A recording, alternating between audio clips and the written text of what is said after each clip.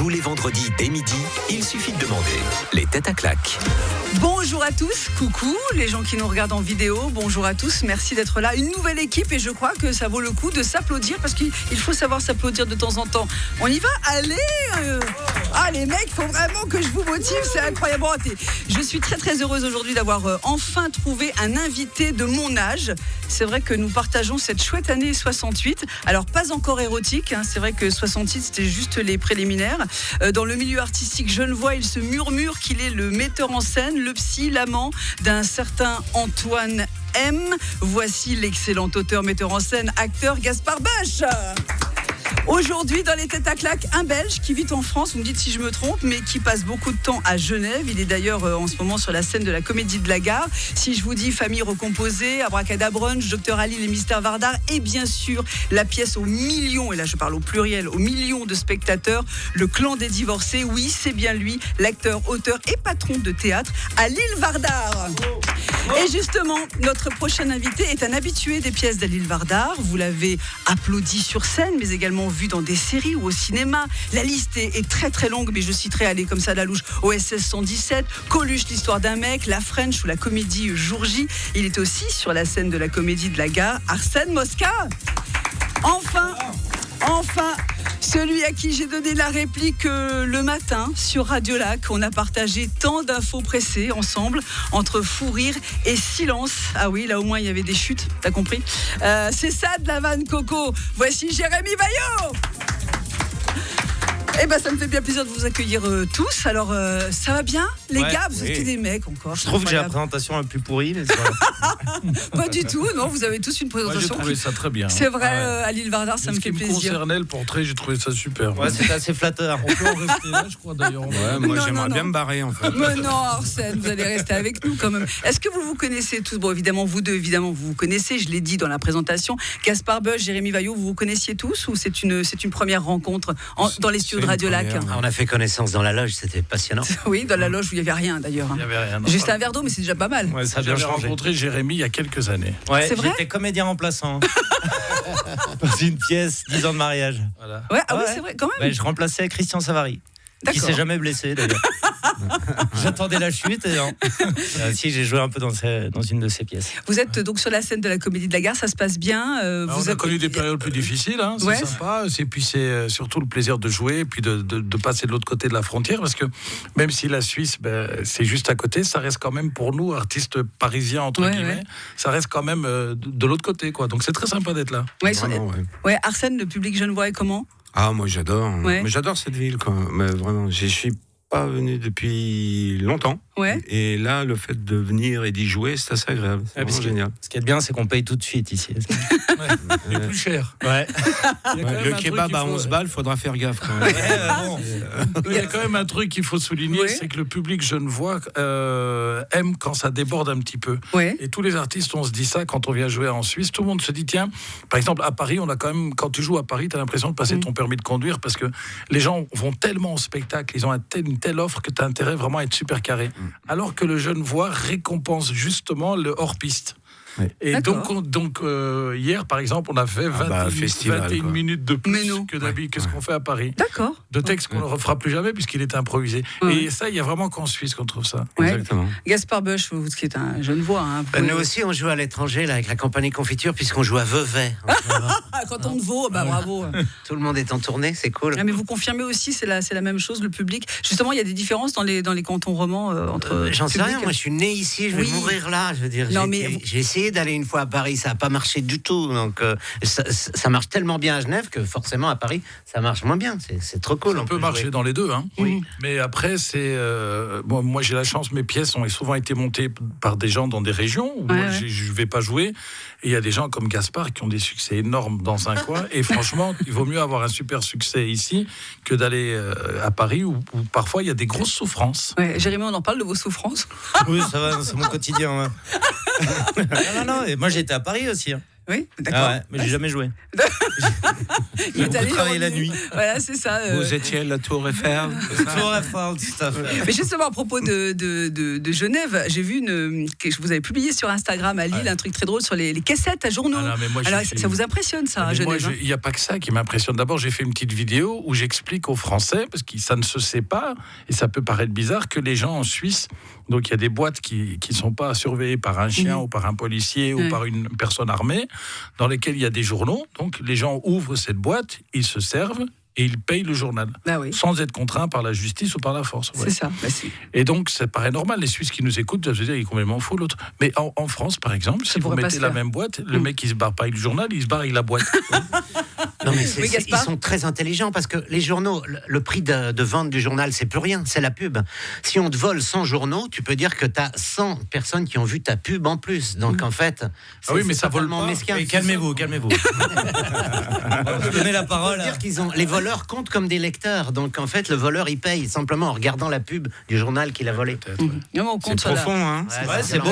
Non, mais c'est bien. Mais écoute, nous, on va y aller à partir de... Non, vous allez rester... Non, mais ce que je veux dire, c'est qu'il y a un civisme. Et alors, pour une petite anecdote, il y a quelques années, je venais jouer 10 ans de mariage au théâtre du Léman, et je ne sais plus où à Lausanne, parce que j'oublie les noms des théâtres, mais j'ai perdu mon portefeuille devant la salle de shoot qui est à l'arrière de la gare Cornavin.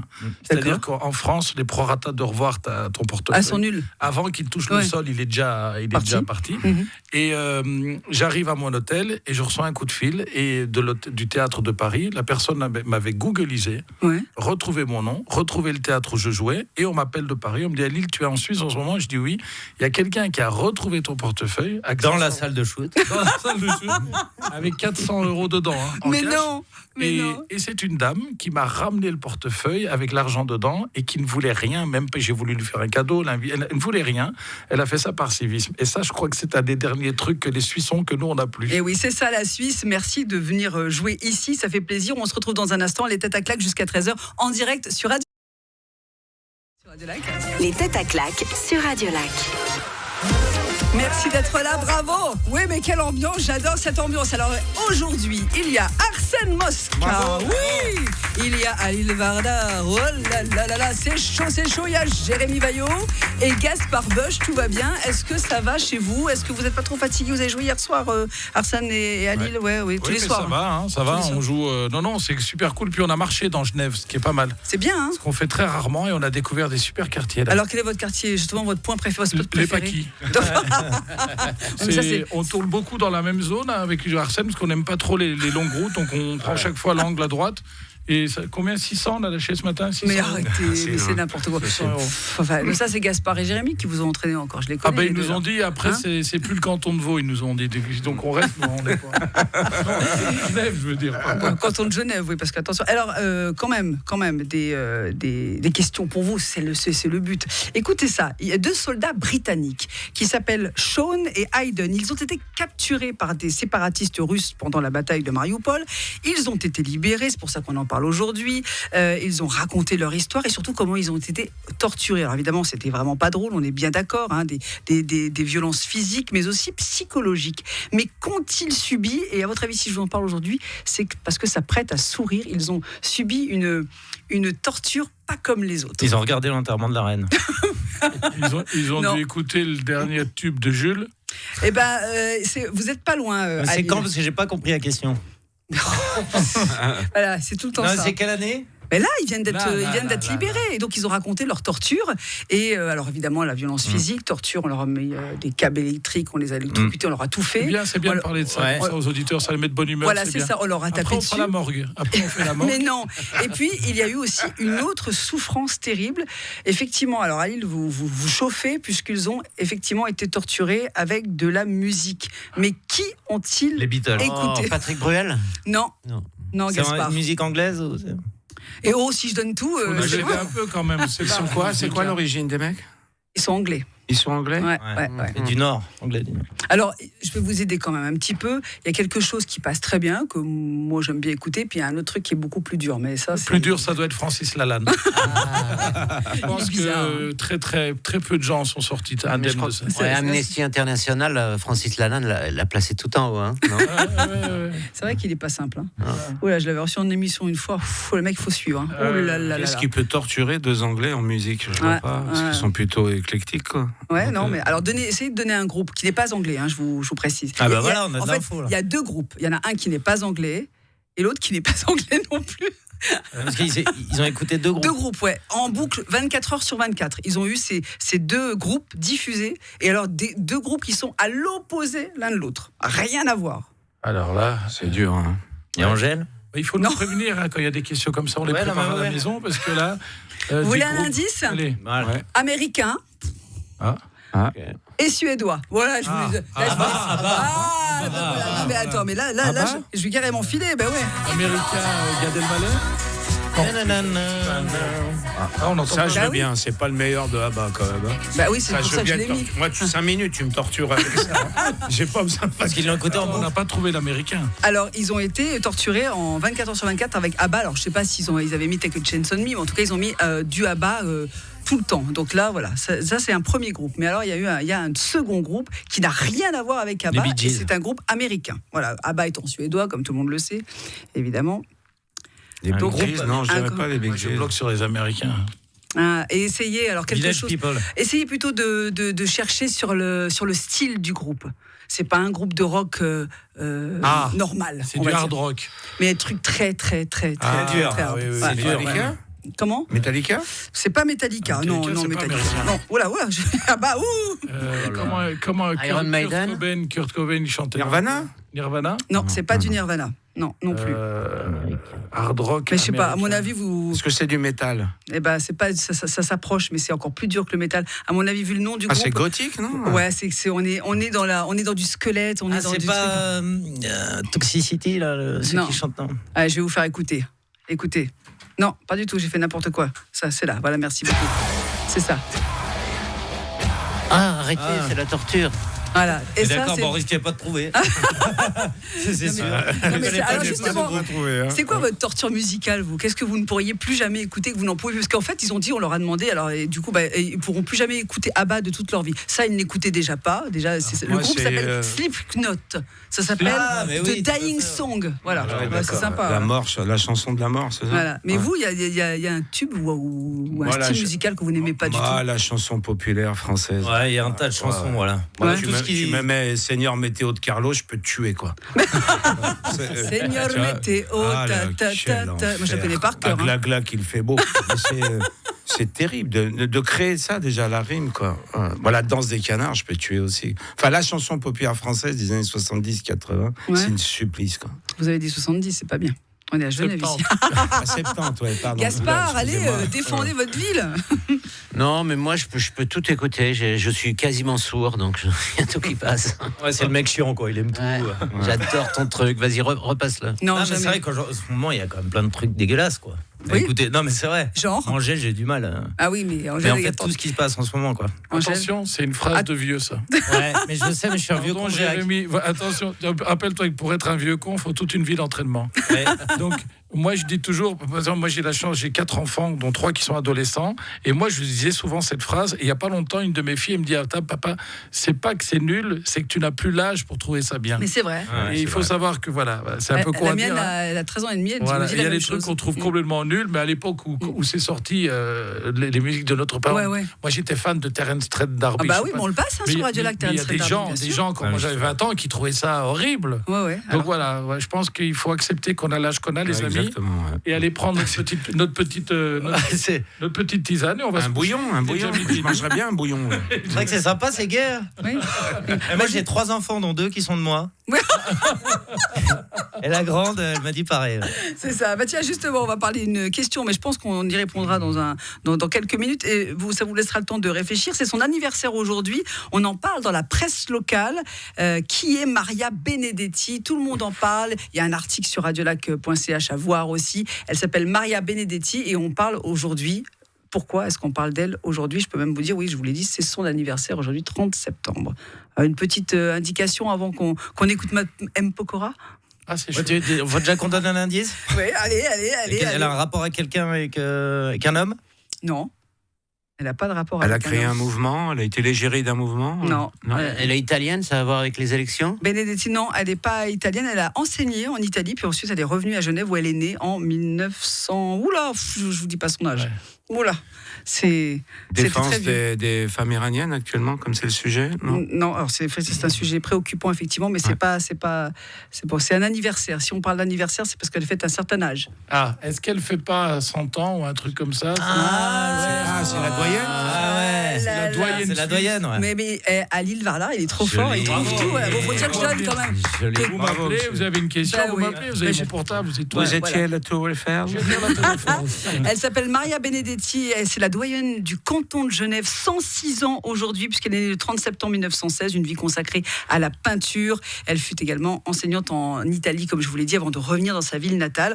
On fait une pause, on se retrouve dans un instant, et puisqu'on parlait des musiques préférées, voici les amis M. Pokora. Les têtes à claques.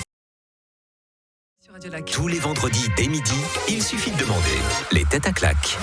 Merci d'être avec nous, ça fait plaisir tous les vendredis, c'est le petit moment de réjouissance avant le week-end en direct sur Radio Lac avec aujourd'hui Arsène Mosca, il y a Alil Vardar, il y a Jérémy Vaillot et Gaspard Bush. Merci d'être là, d'avoir accepté de venir, d'autant qu'il y en a deux qui jouent le soir. Et vous avez répété beaucoup Gaspard Bush, énormément. Exactement. En ce moment, c'est à Vevey tout le temps. Tout le temps, à Vevey, encore pendant 2 semaines. Très bien, oui. Voilà, c'est une autre question maintenant. C'est pas mal. C'est bien vendu, autant tu n'avais pas envie d'y aller, mais mais il va nous dire. Tu te dis, tiens, je vais réserver. Tu vas l'air d'avoir il va vous dire le titre de la pièce. Ben c'est ça, oui, voilà, j'attendais. Le lieu, par exemple. Ça s'appelle le Requérant, le théâtre s'appelle le Pantographe. Vevey, le Requérant, c'est l'histoire d'un requérant d'asile qui se réveille dans le salon d'une famille bourgeoise. Ouais. Et puis évidemment, ça dégénère. Très bon pitch. Très bon pitch. Très bon pitch. Merci beaucoup. On en reparlera à la fin, à l'instant promo, évidemment, parce qu'on a tous une promo, peut-être pas Jérémy Vaillot. Si, moi je vais jouer dans une pièce, en fait, c'est un mec qui veut. Non, mais à la fin de l'émission. Alors justement, attention les amis, la nouvelle vient de tomber. La nouvelle vient de tomber. Et ça m'étonnerait qu'Arsène Mosca ne sache pas répondre à cette question. Dis-moi tout. Quelle star va avoir sa série sur Netflix? Mais alors, une star, une grande star. Française? Tu dis Arsène, c'est Jean Dujardin? Non. Si c'est Jean, c'est Amazon déjà, c'est pas Netflix. Voilà. Ah oui, parce qu'il a un deal avec. Parce que vous avez tourné avec Jean Dujardin. C'est une star française. Vous étiez. C'est lui qui vous a demandé de venir dans Un gars, une fille au début, c'est ça? Oui, c'est bien ça. C'est ça. Ouais. Ah, c'était vous qui étiez de dos. C'est le mec. Non, mais c'est un grand parce que c'est. Tu sais que c'est le mec Guy Lepage qui a créé l'émission au Canada. En fait, s'il voulait le vendre, il fallait que ça coûte absolument aucune thune. Ouais. Donc, s'il prenait des comédiens qu'on filmait de face, ça coûtait très cher. Et il trouve l'idée de dire, tous les intervenants, on vous met de dos, vous montre vos mains. Et ils étaient payés comme des voix off. Il y a le dos le plus célèbre de France. Mais c'est vrai. Donc au début, tu cherches le dos. De face, ils ne le reconnaissent pas. Mais dès qu'il passe, putain, je reconnais le dos. Il y en a beaucoup dans le métier qui sont reconnus de dos. Pour ça, je suis content parce que là, dans scène de ménage, au moins, on voit ma gueule. Voilà, exactement. Dis-moi, c'est une star américaine, ton gars? Non, c'est pas une star américaine. C'est Omar? Non, c'est pas une star française. Non, c'est une star quand même. C'est une star, mais dans sa spécialité. Oui, alors c'est l'autre, là, j'ai vu passer cette info. Il y a une série sur Rocco Siffredi. Mais à Lille, Vardar, il connaît tout. Je l'ai eu au téléphone ce matin. Mais oui, et alors? Parce qu'il me demandait, parce qu'il essaye de me rattraper au niveau des tailles. Donc, je lui ai donné 2-3 adresses de Toubib, qui sont intervenus sur un chantier chez moi. Et donc, il m'a parlé de ça, voilà. Mais moi, j'ai travaillé. Alors, j'ai fait 3 émissions. Je fais une émission et 2 présentations des Hot d'Or avec l'ami Rocco Siffredi. C'était les Oscars du X à l'époque. Dans les années 90. À Cannes à Cannes, absolument. Voilà, je travaillais sur une autre radio à l'époque qui était partenaire de cet événement. De cette partouze. Et c'est vrai que il est assez impressionnant. Mais il est un mec vachement gentil, quoi, en fait. Et il a quel âge maintenant? C'est un mec super cool. 58 ans. Il a 58, je crois. 58 ans. Ouais, 58 ans. Mais les mecs gentils, souvent, cachent. Non, mais pas du tout. Alors que moi, je suis hyper méchant. Non. Non, il est hyper sympa. Et puis c'est un mec. Alors, je trouve que il est très, il est cool dans le sens où si on veut pas, il va pas insister, quoi. C'est-à-dire que si tu veux, non, merci. J'ai mon mari qui est dans les loges. Ok, pas de souci. Puis on reste, on boit du coup ensemble. Et toi, quand t'as insisté, il l'a mal pris ou non, moi j'ai pas insisté parce que ça me fait pas 24 cm quand même. Excusez-moi, mais ça ne plaît pas à tout le monde. Ce qui est bien, pendant le Covid, il avait pas de mal à avoir 1m50 de distance avec les gens. Jérémy, messieurs. Alors voilà, donc il va avoir sa série sur Netflix qui va s'appeler Super Sex. Voilà. C'est étonnant. Ouais. Pour ceux qui sont intéressés. C'est dans l'univers des Marvel ou pas? Non, pas du tout. Il a monté une école, lui d'ailleurs. Enfin, il a monté. Il l'a pas démonté encore, mais. Il a monté une école. Il a monté toute une école. C'est vrai. J'aimerais bien plus démonté que ce qu'il a monté. Hein. Non, mais voilà, ça va s'appeler donc Super Sex, je vous l'ai dit. C'est inspiré librement de sa vie, de son enfance à aujourd'hui. Voilà. Et il y a un acteur. C'est important qu'on fasse ça parce que si des gens de Netflix nous écoutent, c'est vraiment le truc dont je pense qu'il faut vraiment tout le monde se tape. C'est la vie sexuelle d'un pornographe. À l'heure où plein de gens essayent de vendre des projets artistiques, des choses intéressantes pour nos enfants, tout ça, reprendre un vieux acteur porno pour faire une série, c'était vraiment l'idée du siècle. Non, mais la ligne éditoriale de Netflix, c'est vraiment formidable. C'est-à-dire, on est vraiment arrivé à un moment. Enfin, moi, je vous dis ça. On n'est pas. On a une discussion d'artistes. On est tous ici plutôt des créatifs. On a passé notre vie à faire des choses, à monter des projets. Quand moi, je vois le temps qu'il m'a fallu pour convaincre des chaînes françaises comme France Télévisions ou Canal+ de diffuser du théâtre à la télévision. Et tu te dis, on s'emmerde à faire ça. L'autre, il arrive avec sa tub parce qu'il fait 26 cm. Et t'as 3 tocards chez Netflix qui signent ça. Qui se foutent leur série au cul, moi je ne la regarderai pas. D'accord, Gaspard Beuchat. En Suisse, on vient de voter pour que Netflix redonne une partie de son pognon pour la production en fait des fictions suisses. Ça se passe comme ça en France, oui, ils sont obligés. Okay. Ça y est, ils sont obligés. Donc ils ont foutu dans Sifredi. Non, il y a Omar. Omar surtout. C'est Omar et Rocco Siffredi, c'est pas pareil. Par exemple, attends, le truc d'Omar, Lupin, extraordinaire. Oui, c'était très bien. Ça. Voilà, ça pour moi, ça sert à quelque chose. Mais vraiment, je vous dis ça, encore une fois, je ne veux pas passer pour l'artiste aigri, je ne suis pas du tout mon style, mais faire des séries sur ça, franchement, tu te dis, les mecs de Netflix, ils ont fait 7 ans d'études après le bac pour sortir des dos pareils.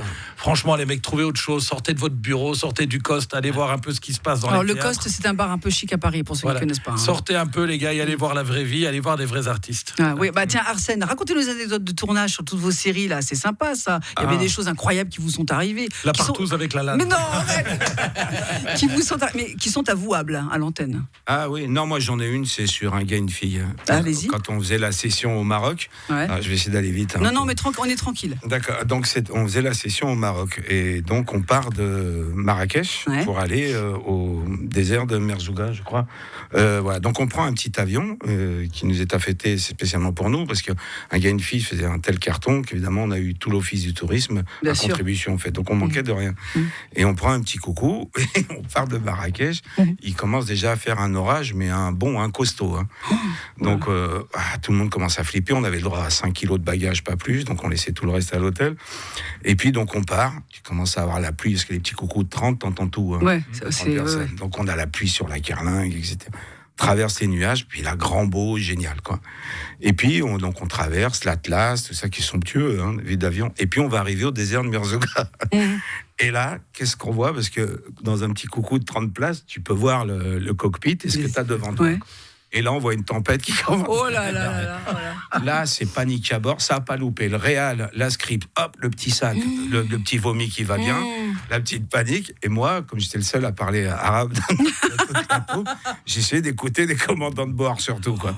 Ouais. Et les mecs parlaient entre eux. Et tout le monde me disait, mais qu'est-ce qu'ils disent? Rien, ils parlent de l'anniversaire de sa fille bientôt. D'accord, donc, parce que donc ça a rassuré tout le monde. Ils me font, mais ils ont pas peur et tout. Je fais, non, je pense que non, quoi. Les mecs sont un peu habitués, quoi. Et après, on arrive dans la tempête, qui est pas non plus un twister faut pas... façon Nevada. Mais ça tape, quoi. Et tu sens le sable qui tape sur la carlingue. Tu te dis, mais comment tu vas sortir vivant de ça, quoi? Les 2 commandants de bord, toujours, je fais la traduction française. Ouais, ça va me coûter un pognon, ce mariage. Mais bon, c'est pas un souci. On traverse la tempête. Et les mecs, des génies quand même du pilotage, parce qu'ils sont pas arrivés, Ali, tu dois connaître ça, toi qui connais bien l'aviation, ils sont pas arrivés de face, ils se sont mis de côté. pour pouvoir contrer le vent, en fait, et pouvoir arriver en latéral, quoi. Un peu comme quand on s'arrête en... Exactement. C'est un créneau. Comme si tu faisais un... C'est les avions marocains se posent vraiment comme ça. Les pistes d'atterrissage sont très courtes au Maroc. Ouais. Donc ils arrivent vraiment sur le côté, comme ça. Et ils finissent en ils marche arrivent arrière. sur le côté, C'est un coup à prendre, hein. les pneus tapent, et clac, ils se recalent, et puis voilà, quoi. Et le mec, il s'est parqué comme ça. Et ils étaient contents. On est descendu, premier réflexe avec Jean, on a embrassé le sol. Mais surtout, c'est que pendant le vol, on a essayé de faire des vannes, parce qu'il y avait deux comiques de nous. Donc moi, à un moment, je me mets à chanter « Tomber du ciel ». C'est le nuage. C'est pas passé, hein, je vous avoue. Non, c'est pas passé. C'est pas passé. Allez, vous restez avec nous, les têtes à claques, jusqu'à 13h en direct. C'est Radio Lac. Merci d'être là. Les têtes à claques sur Radio Lac. Le vendredi dès midi, il suffit de demander. Radio Lac. Les têtes à claques sur Radio Lac. Le vendredi dès midi, il suffit de demander. Oui, alors, moi j'aime applaudir. Moi j'adore applaudir. Comme au théâtre, on applaudit. Ouais.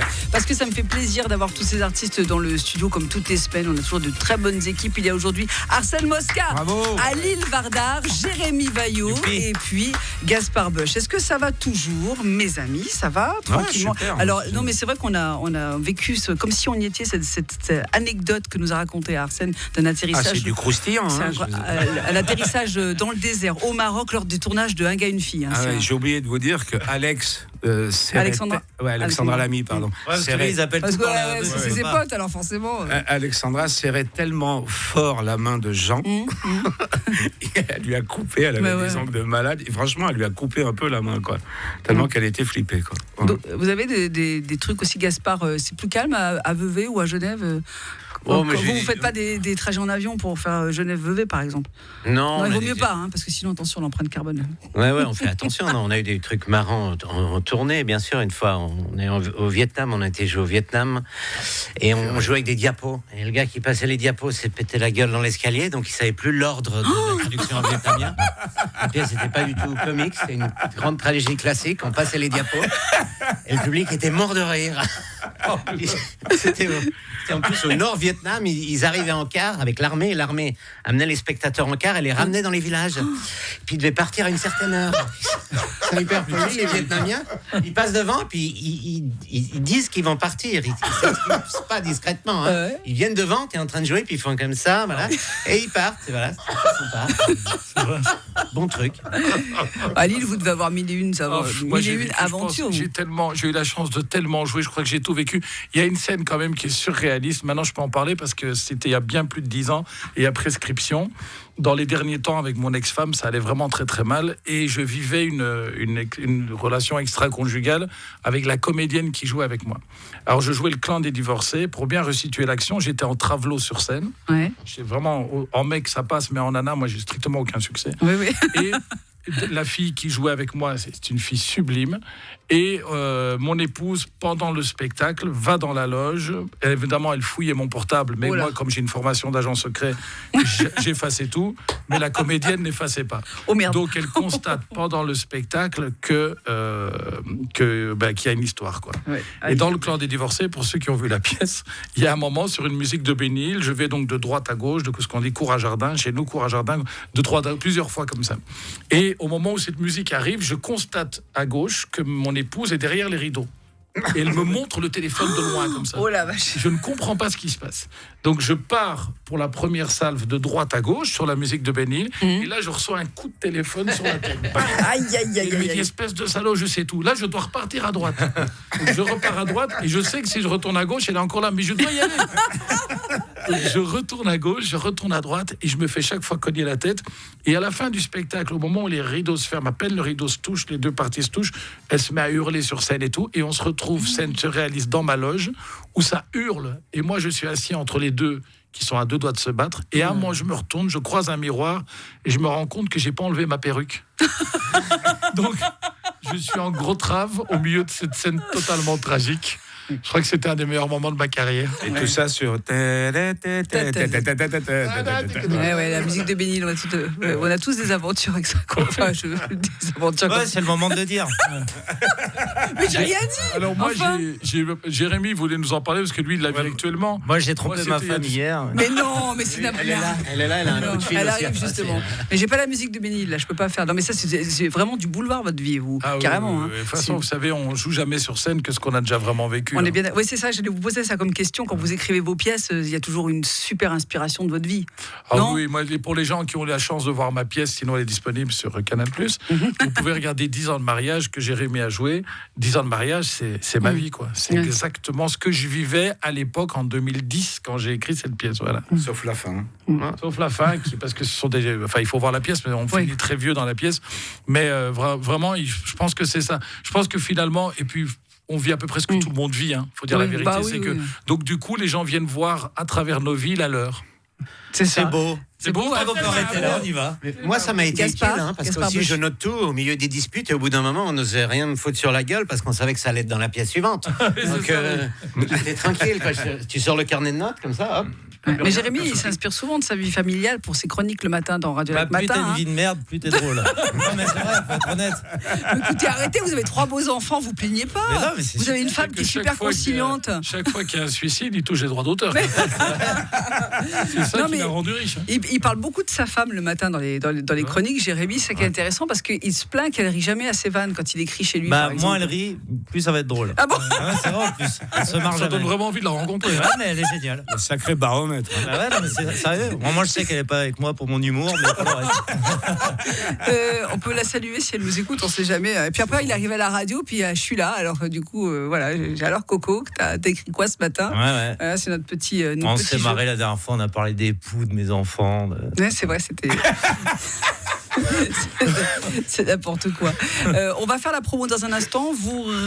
Non, on va la faire maintenant, la promo. Vous savez quoi? C'est mieux, je pense. C'est le bon moment. Voilà, c'est le bon moment. Allez, la promo. Qui joue quoi? Où? Comment? On commence par nos 2 invités qui sont pas de Genève, mais qui sont à Genève pour vous, à la Comédie de la Gare, à Lille Vardar. C'est pas compliqué. On est à la Comédie de la Gare, Uptown Genova. Comédie de la Gare. Avec ce week-end, donc ce soir et demain, les 2 dernières séances de Dr. Halil, Mr. Vardar, qui est une pièce qui rend hommage à Jerry Lewis. Franchement, allez-y, vous passerez un super moment. Et la semaine prochaine, je reviens, moi, malheureusement pas avec Arsène, parce qu'on est très potes, mais avec d'autres comédiens qui sont formidables pour une autre pièce qui s'appelle Un week-end tranquille, que les Suisses ont peut-être pu voir à la télévision.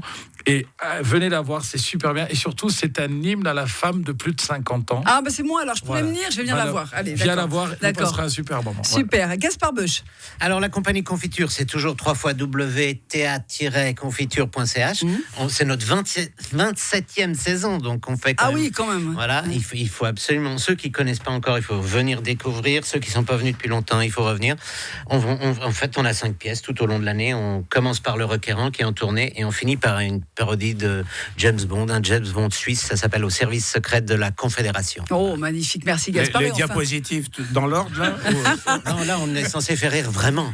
Jérémy Vaillot, la promo, en dehors de Radio Lac Matin. Moi, je fais réellement de la confiture, ça. Oui, c'est vrai en plus. C'est vrai. Et sinon, moi, il faut que je me dépêche, donc c'est toujours moi à la fin, ça va aller vite. Non, mais je vais jouer le 28 octobre au MAD à Lausanne. D'accord. Je remonte sur scène, ça faisait longtemps. Voilà, et sinon, tous les matins, à 9h10 dans Radio Lac Matin et en podcast sur radiolac.ch. Tout à fait. Merci à tous les 4 d'être venus. Il y avait aujourd'hui dans l'émission qui t'a retrouvé en podcast sur radiolac.ch Arsène Mosca, Halil Vardar, il y a Gaspard Beuch et Jérémy Vaillot. Merci beaucoup. Formidable, vraiment. Merci, vous étiez tous très il est bon bien. Dans l'auto-promo, moi, c'est allez, je sais pas faire. Stop, je leur coupe le micro, j'en peux plus. Allez, ciao, merci. Les têtes à claques sur Radio Lac.